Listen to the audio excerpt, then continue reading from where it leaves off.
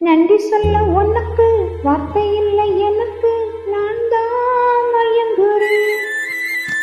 காலமுள்ள வரைக்கும் காலடியில் கிடக்க நான் தான் விரும்புறேன். நெடும் காலம் நான் பறிச்சேன், பகத்தாலே நீ கிடைச்ச பசும் பொண்ணே பித்தளையா தவறாக நான் நினைச்சேன். மீறி வந்த ஆண்டவனே புரறிய உனக்கு மாலையிட்ட பிறகும் ஏமா சஞ்சலம்? உன்னுடைய மனசும் என்னுடைய மனசும் ஒன்றாய் சங்கமோ?